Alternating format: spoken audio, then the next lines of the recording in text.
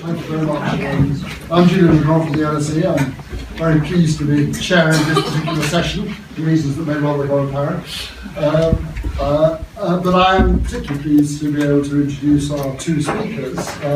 Luke Sibieta is Programme Director for Education Employment Evaluation at the IFS, and produced some very distinguished work in this whole area.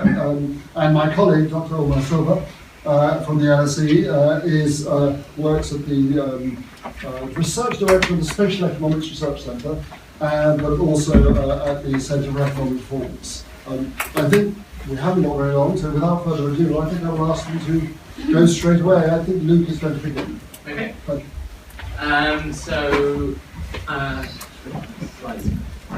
So I'm going to talk about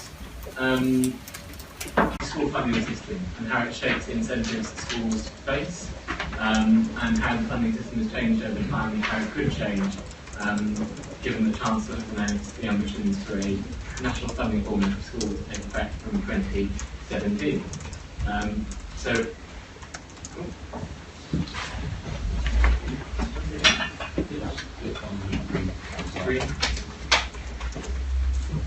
Thank you.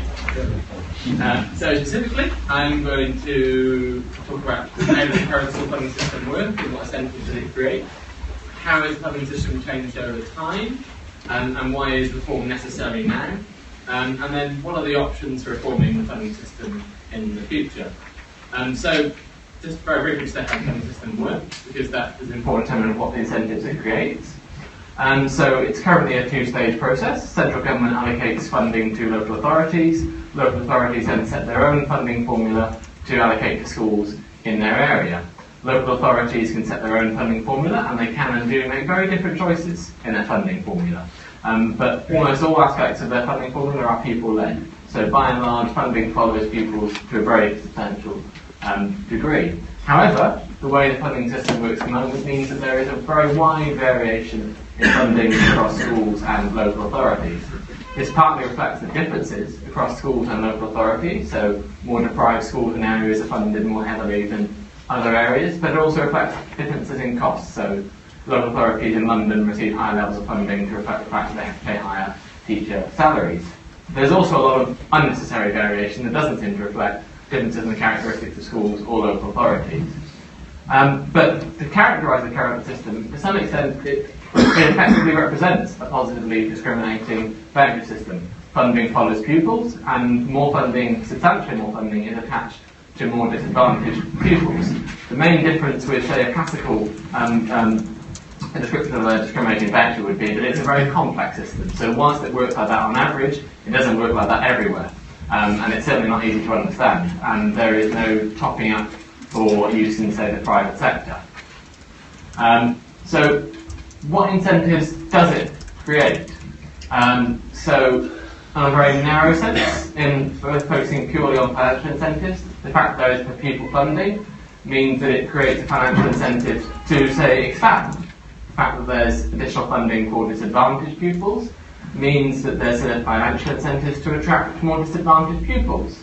The fact that schools have individual budgets creates a quite strong incentive to use resources efficiently. By and large, schools face marginal costs of their actions.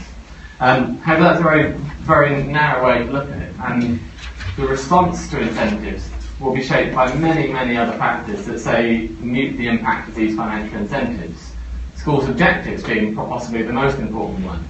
Does a school want to expand, or would it prefer to remain a relatively small school in the first place? Regulations. Can a school expand given the planning system? Admissions. If it wanted to attract more disadvantaged pupils, can it given the shape of the current admission systems and what it knows about pupils in its area? Accountability. What are the consequences of actions? If I make particular resource choices, either bad or good, will I face the consequences of that? The level of the, in inverted commas, true costs. So what do schools perceive to be the cost of teaching people from disadvantaged background, and does the funding match that expectation? And moreover, expectations about the future. If I have will I perceive to be a permanent increase in funding? Is it probably used very differently to, say, what's perceived to be a very temporary increase, because schools will have to engage in permanent contracts. Another important question, is it desirable for schools to face such strong and clear financial incentives? Schools have to make permanent contracts with teachers, they have to engage in quite long-term planning. Is it desirable to have funding changing quite a lot from year to year?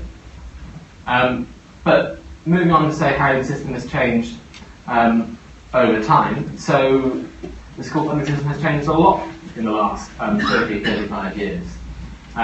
The introduction of the pupil funding in 1991 under the local management of schools was a very, very substantial change in the school system in general. Before 1991, local authorities made all the resource choices. You had to ask the local authority for how many pencils you got. After 1991, schools can only decide how many pencils they use. But more seriously, the fact that something was transferred to individual schools meant that schools made resource decisions, not local authority.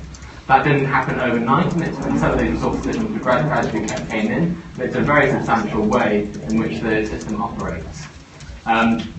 Secondly, there was a very, very large increase in funding over the 2000s, and a lot of it was strongly targeted at the most deprived schools. So to illustrate this point, I've, in a very standard IFS way, divided schools up into groups based on their level of deprivation, here by in terms of their eligibility for free school meals, and then I've graphed how funding varies according to those groups. And this shows the results for primary and secondary schools back in 1999. So even then, the most deprived schools had higher levels of funding than the least deprived schools.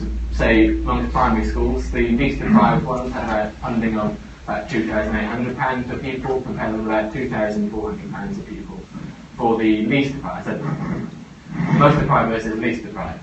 And there had similar differences for secondary schools. If we move on through the 2000s, say up to 2005, 2010, 2012, we see some very substantial increases in funding for pupil right across for all schools, whether they're highly deprived or less deprived. But the increase in funding were much more substantial for the most deprived set of schools. And the net result of all these changes over the 2000s was that the most deprived set of schools had an increase in funding to the tune of about 80 to 90% in real terms. The least deprived schools had an increase in funding to the tune of about 50, 60%. Both of them very, very large, but again increasing the targeted funding at the most deprived set of schools. There were then other significant changes and challenges the school funding system has faced in the last 10 years. So since the mid-2000s, there were various measures aimed at ensuring stability and predictability in funding for pupil. This was after what's called the so-called school funding crisis of 2003, that meant schools and policymakers were slightly afraid of having large changes from year to year in funding for pupil. At the local authority level, there was this thing called Spend Plus, which guaranteed local authorities an increase in funding for pupil of at least X%. At the school level, there was the minimum funding guarantee, which guaranteed schools an increase in funding of at least X%.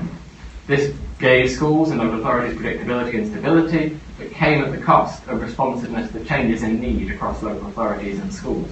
Schools and local authorities have changed their demographic makeup over the last 10 years. The funding system hasn't responded to those changes. The other challenge the school funding system has faced is the creation of and the sort of supercharging of the academies program post-2010 and the introduction of free schools. They were intended to be funded on the same basis as schools in the local area. Making that happen in practice proved to be very difficult and led to a very, very murky and complex funding system, particularly between 2010 and 2012. That's partly been solved by a simpler funding formula from 2013 that means that academies are funded from the same formula as maintained schools, but that creates some sort of perceived problems because academies were meant to be separate from the local authority and now effectively funded from an LA-based funding formula. And lastly, we had the introduction of the pupil premium from 2011, which was a significant change in the funding system, but to some extent continued the themes of the 2000s in terms of increasing funding targeted at disadvantaged pupils. It just did it in a much more transparent and clear way. So, in terms of where we're going, the system is in need of reform. Schools with similar characteristics can receive quite different levels of funding, and this is down to two factors. Firstly, discrepancy between need and funding at the local authority level. Local authorities have changed in makeup over the last 10 years, and we haven't reflected that in the funding system.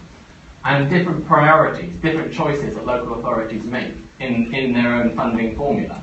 To illustrate both of these points, I've sought to illustrate the relationship between social deprivation and funding for people across local authorities. So each little shape here is a local authority. If we read down into the x-axis, we see how deprived they are in terms of the proportion of people eligible for free school meals. If we read across the y-axis, we see their level of funding for pupils. And I've drawn different colours for in London, out London, and the rest of England because of the differences in teacher salaries. But what you observe is if we draw a line of best fit for each of the little groups of shapes, we see, generally speaking, there's a positive relationship between social deprivation at local authority level and their level of funding for pupils. As a country, we choose to allocate more funding the more deprived set of local authorities. But it's not a perfect relationship. There's a lot of variation in demographics. We might expect this is an undesirable level of variation. And to illustrate some of the differences in choices that local authorities make, they really do make substantially different choices. And I'm just illustrating one of perhaps the most important different choices they make. So here, this is the basic amount provided for a pupil aged secondary age compared to the basic amount provided to a pupil aged of primary age. This is by far the most important aspect of the funding system. And you observe that some local authorities, like Bromley and Halton, could provide up to 60-70% more for a secondary age pupil compared to a primary age pupil. If you look closer to me, you see Hounslow and Bury that provide perhaps 15% more for a pupil aged secondary school. There are very substantial differences in this key parameter of the school funding system. You might think this is down to local authorities responding to differences in local information or preferences. The scale of that variation surprises me to some extent. And I would expect some variation, but not what we observe here. So the system is in need of reform. How much reform depends on how much you value that sort of local discretion. The other thing to say is the system is complex, which to some extent weakens incentives. If you don't know the way the funding system operates, it's hard to respond to the incentives that it generates. The other thing to say, just continuing the point I made earlier, is it appropriate to have a local authority-based system if all schools in the future are going to be academies and free schools? Why have the local authority running just the funding system but nothing else at all? It would seem a little bit odd. So looking to the future and plans for a national funding formula that were announced in the spending review, there are, broadly speaking, two main options. The first would be essentially re-establishing a local authority level formula, so that we have some way of ensuring that local authorities that are similar are funded on a similar basis. That would seem to me at least to be a minimum requirement of school funding reform. You want to treat local authorities similarly. The second and more ambitious and courageous option is a single funding formula for all schools in England. So replacing all 150 different funding formula that local authorities currently use and replacing it with one single formula. That would equalise differences across the local authorities, but it would have much more wide-ranging impact than that. You'd have the effect of harmonising these 150 different formula into one. So say a local authority who chooses to allocate, so if I remember rightly, Holton and Bromley chose to allocate substantially more to secondary schools, would be brought down to the average amount provided for secondary to primary school pupils, and vice versa. But you'd be harmonising the amount provided for deprived pupils and for all other different types of pupils. It would create significant numbers of winners and losers. And that's not an argument against reform. If you think this is a better system, then you should aim for it and bring it in slowly, but it is an argument for being somewhat cautious and managing the transition effectively. There would also be naturally some loss of local discretion, and if that's something you value, then it would be a bit of a loss of the system.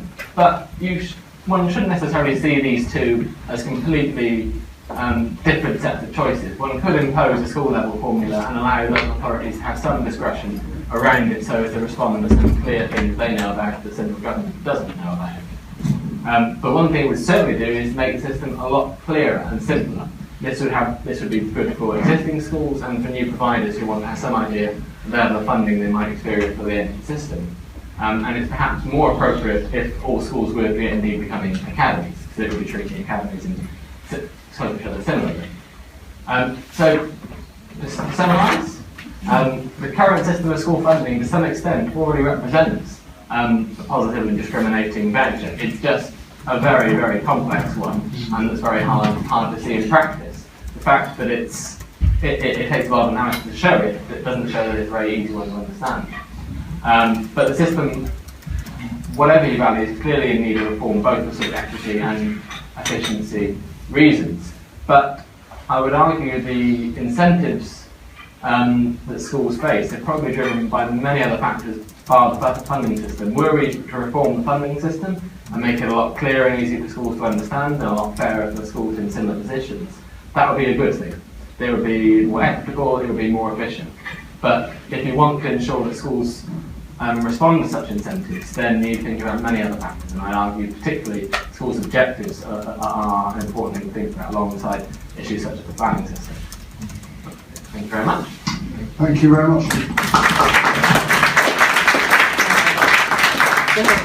Olmo. I hope you don't mind if I actually stand and speak and sit. It's a seminar habit and teaching habit. I was not really tasked with commenting on Luke's presentation, partly because I didn't actually have it. They asked me to comment on a couple of specific items. One being whether we should have top-up vouchers for the private systems, and the other one being what I think about the soft constraints in terms of budgetary issues that schools face.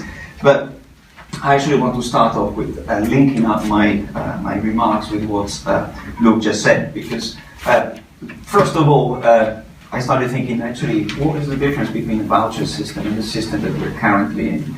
In a sense, there is not much difference, like Luke was saying. They both have the same aim, to link the money to where the pupils go, and that this is, in principle, the same set of ideas, the same set of incentives that the system should generate, and in principle, at least from my point of view, the same rights idea.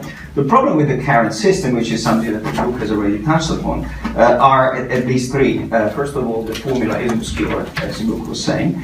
And on top of that, it seems to mitigate the argument that more money follows pupil and pupils go for school quality, because in a sense, some of schools that are not high quality are kept in the market, and I'm going to return to that point when we start talking about minimum guarantees for funding for schools that are not highly performing. The second crucial issue within the voucher system is that parents should be informed about their choices and should be sort of acting on the possibility of choosing schools. And it is not quite clear whether in the minds of parents it is very stark, this idea that depending on where they send their children, different schools will face different levels of funding. So another issue that we need to think about, irrespective of whether we're thinking about the current system or a voucher formula, is understanding whether parents are aware of the fact that wherever they send their children, the money is going to follow their kids, and that might have implication for schools in terms of how they perform in terms of funding. Okay? And the last most important issue that I always like emphasizing is that we always talk about vouchers as the most important item when we think of subsidizing and promoting school choice. But ultimately, this concept is a bit empty if parents cannot really take their money and make it portable to whichever school they want. Stated differently, we're still in a system where people cannot choose freely the school where they want to send their children. They have to buy a house and spend a lot of money on the mortgage, and thereby being able to send their kids to the school that they like. So we can talk about portability of money as much as we want, but unless we break a bit the link between residential choice and what kind of choice set parents have, then the idea that money is portable and that vouchers might fix the problems in our system is a bit empty, because choice cannot be exercised. Might be exercised by the better off, but the worse off will still be stuck potentially in areas where no good schools are serving. Okay? So having said that, now I can move to sort of the stuff that I've been tasked with by the organizer of the conference. And the first one was, what do you think about the idea of having top-up vouchers for people who would like to use their money in private schools? Is this a good idea or is not a good idea? But in principle, allowing money to be portable to the private sector is in line with this idea that we should be promoting choice. So there is no problem with money being spendable on the private or public sector when it comes to how fungible it should be. The issue is do we want to subsidize top-ups for parents that want to go to private schools? And we have to ask ourselves, first of all, is this kind of top-up worth paying for? And what is the evidence that private schools are actually better than public schools? Public school is in state school, public school is in the UK, weird concept of public school. It took me ages to understand that. So Eton is not a public school, it's a public school, a private school.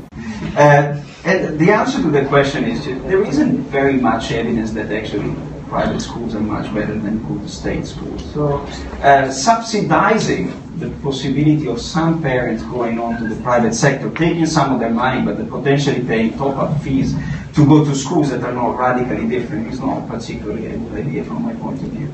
And but because if we ask ourselves, should we help them achieve this idea of taking their money out of the state sector and put it in the private sector, given that these schools are not remarkably different, then we have to ask ourselves, do we help them meet this additional cost?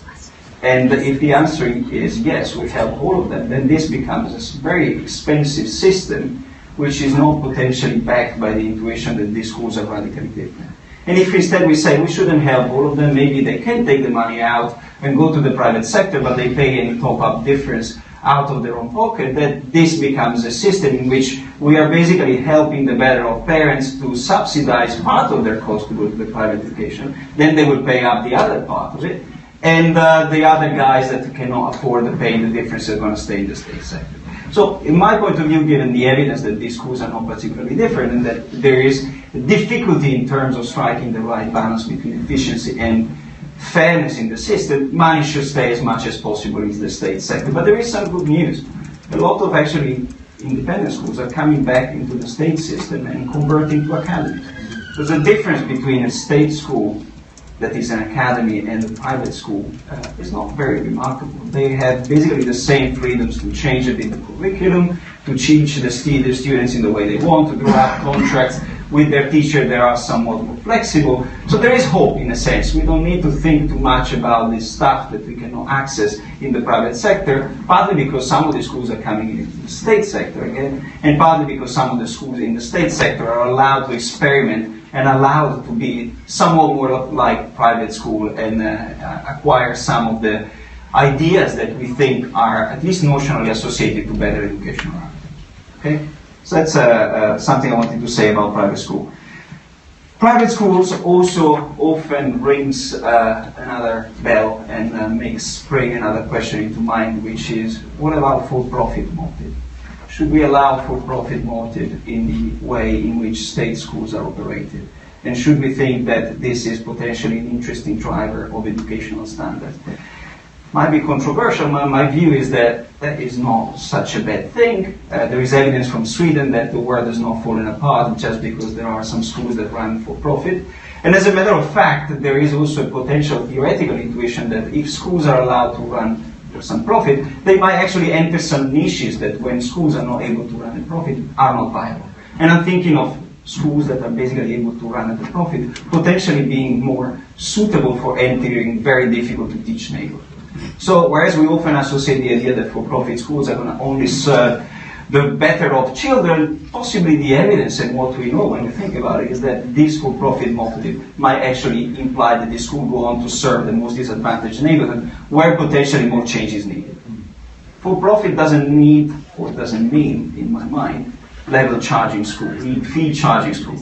So they will still be free access, they just make a profit because some of the money that they receive from the state is retained for a profit motive and is potentially generated, this profit, through synergies, exploiting their scale, exploiting the fact that they might be organized around networks. We already see this in the UK, academies are incorporated in networks. I am governor of one of the ARC schools, which is one of the big networks, and through these synergies and through these potential scale economies, they might be able to operate at a profit while at the same time retaining free of access type of school.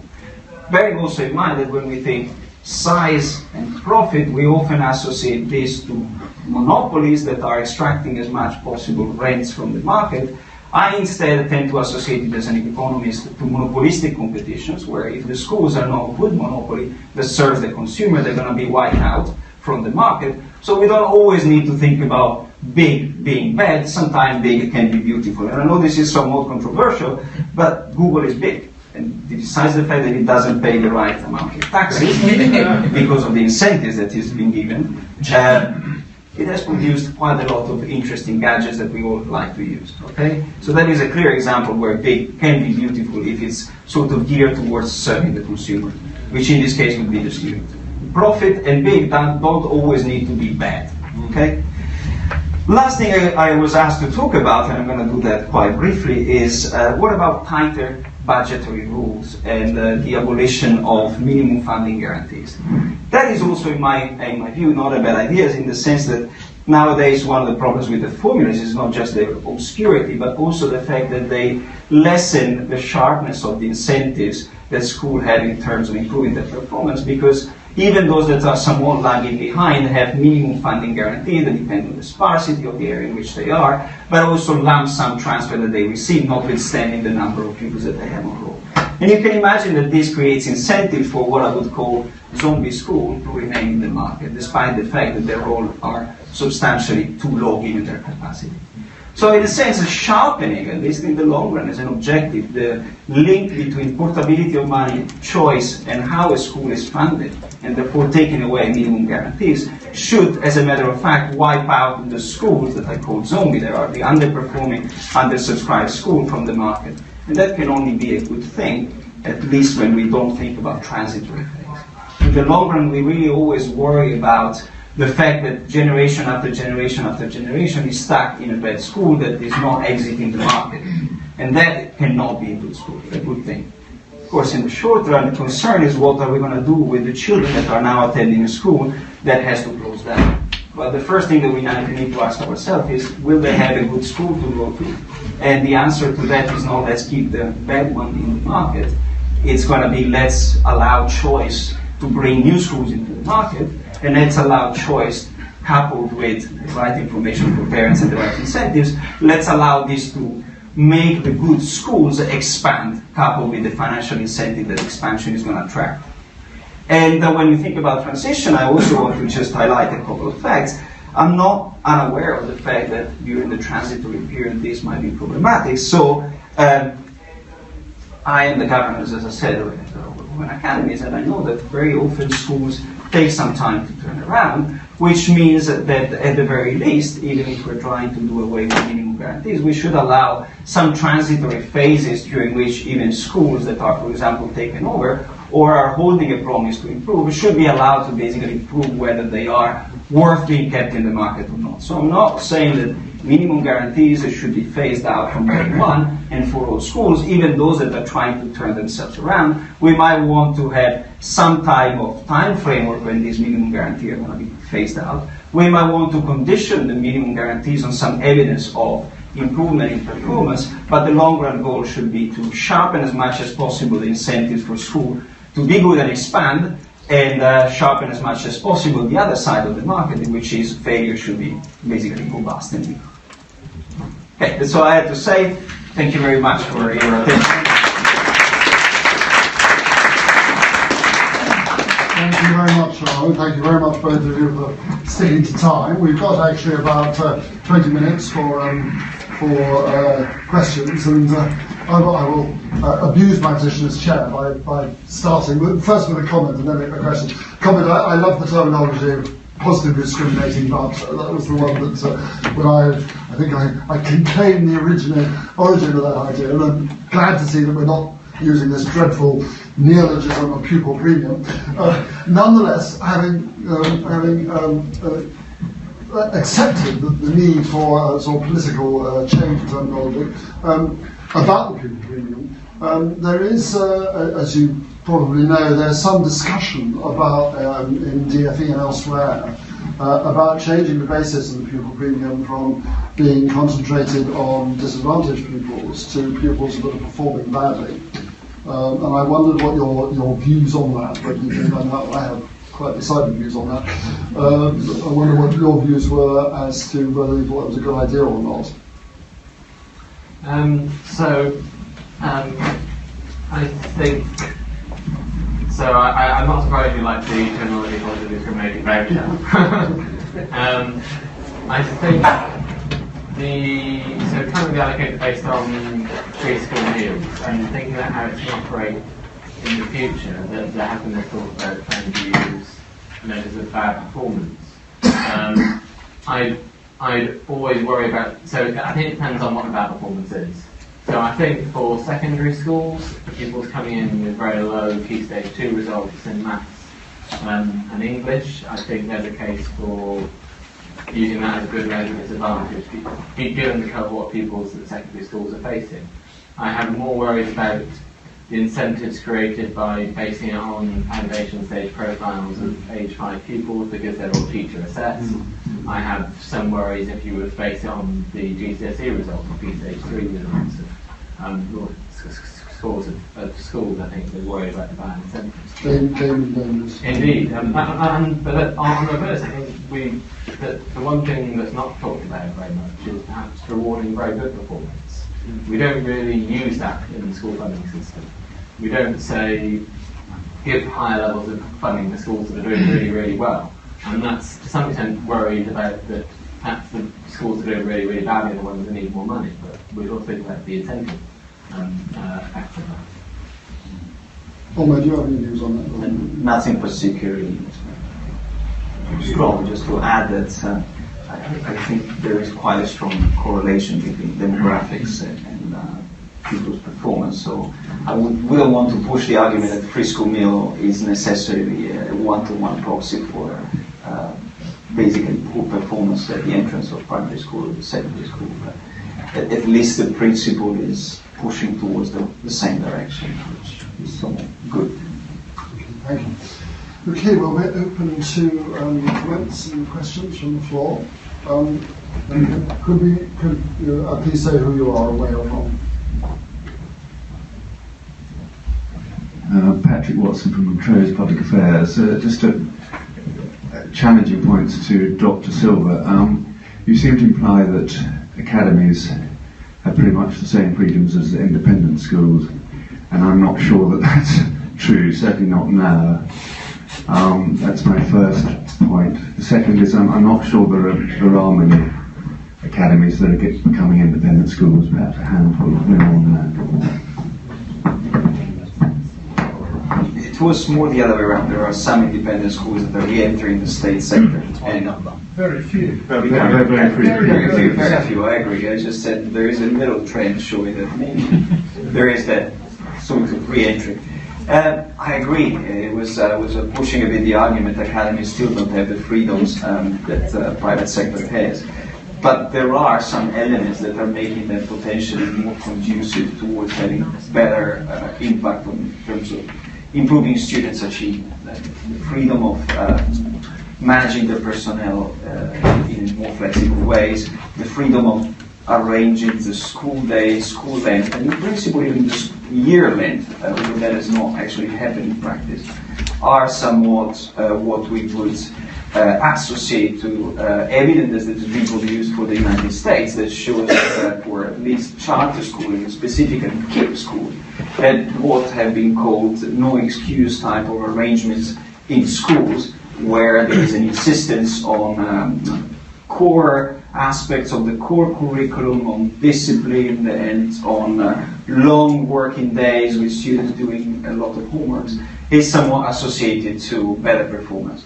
Do we know that for sure for the UK system? No, I'm quite aware of the fact that what we know for academies relates to sponsor academies, and the current expansion is on a completely different margin. It's the converters, which are already outstanding schools to start with. So am I ready to say that the expansion of academies is going to lead a systemic improvement in achievement? I'm a bit agnostic about what is going to happen. I'm not optimistic, I'm not pessimistic, I just want to see more of what is going to happen. But I think at least the structure allows for more flexibility, and that is somewhat pushing in a slightly more hopeful direction.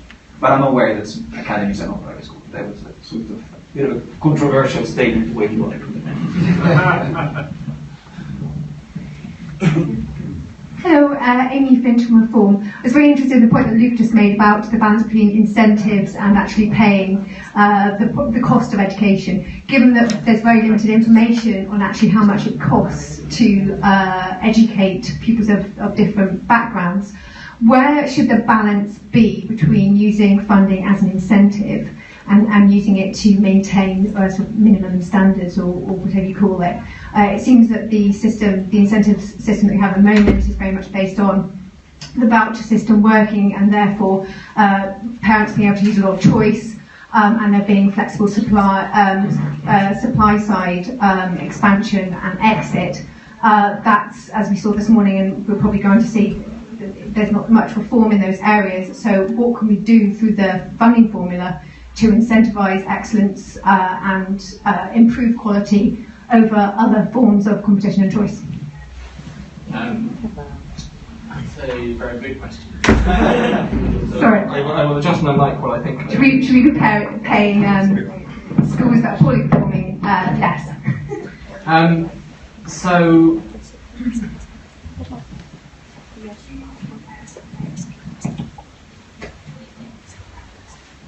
In various reforms of the school funding system that happened over the last 10 years, there's often people start talking about what are the costs of teaching different pupils. And I think that's kind of, whilst interesting in principle, it's kind of, it's how long is a piece of string. It depends what you're trying to achieve. Because obviously you can count the cost of the teacher, but if you're trying to close gaps in attainment, how much do your programs cost, what's the best program, you end up into a never-ending debate about what the best things to do are. And I think to some extent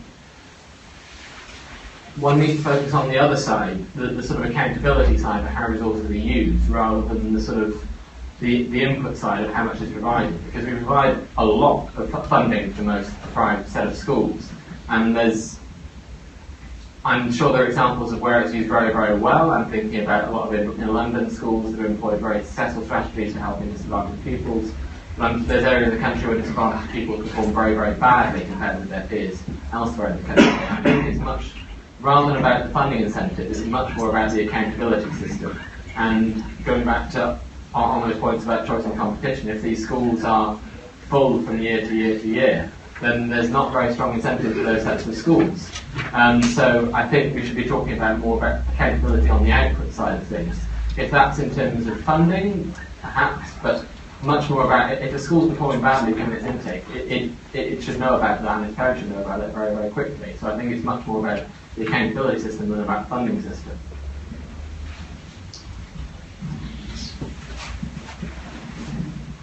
It's just moving on. Up front. Thanks. Geoffrey Holden from City and Guilds. I wonder how much consideration we should give to what we're beginning to see from the higher education system, where with the introduction of student fees and lately the complete abolition of number control, you are beginning to see some of the effects of what is pretty much a free market in higher education. And what we're seeing is that perhaps some of the really top institutions are choosing not to expand.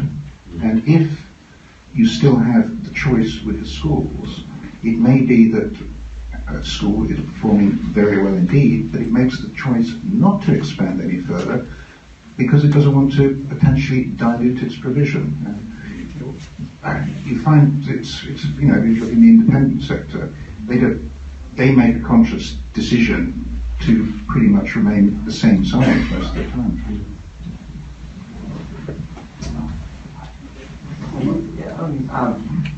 Yeah, it's a very good question. I think I'm not entirely sure all higher education institutions have decided not to expand.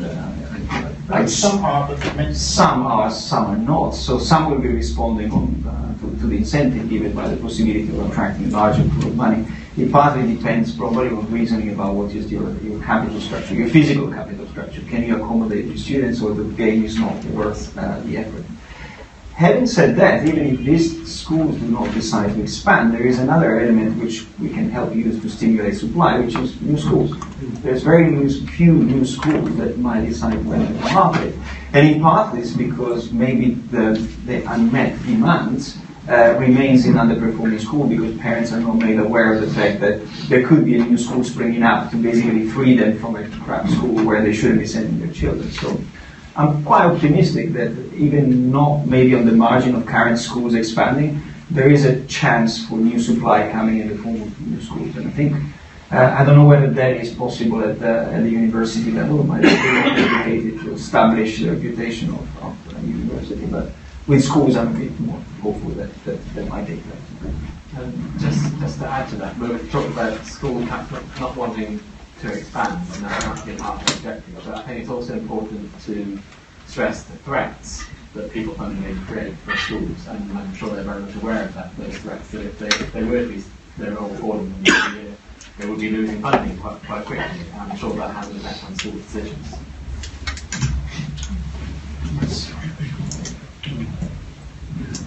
Josh Hammond, Foundation. Just going back on the pupil premium, I mean, obviously the main objective of the pupil premium is to, in a sense, compensate schools for the greater challenges of teaching kids with more disadvantaged background. But there was one of the sort of secondary elements to it, which is less talked about, not talked about by everyone, is it might provide, the increased funding might provide more incentives for parents of more advantaged backgrounds to choose those schools, and thus have an effect on interest, so this linking in with the school choice window. So it'd be good to get your take there. It'd also be good to abuse the chair back, and as the founding father of that, and ask for your take on the extent to which you feel that may have happened, and whether there's any research evidence to show that.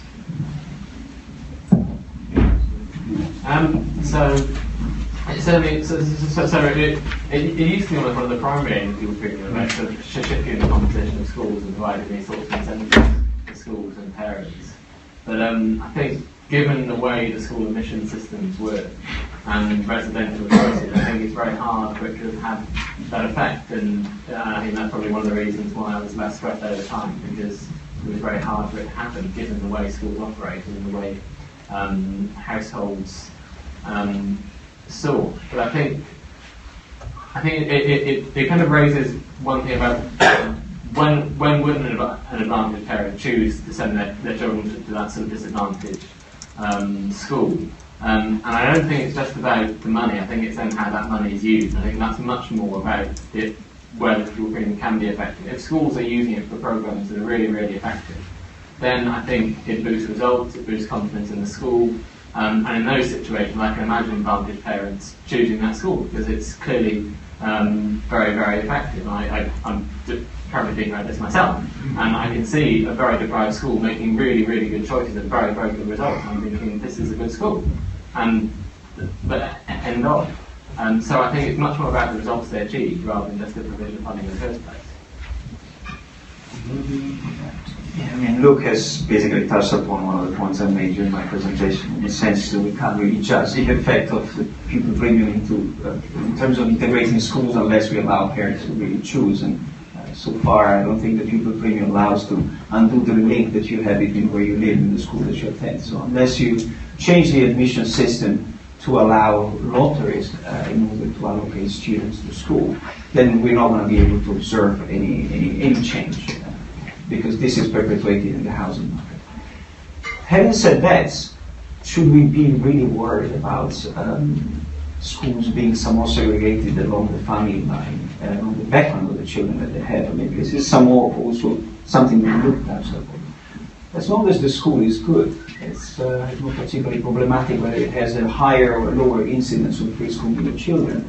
In part because, sorry, Victor to say this, the evidence on peer effects is, and we have a big, is not that they are the most important determinants of the educational outcome of children in school.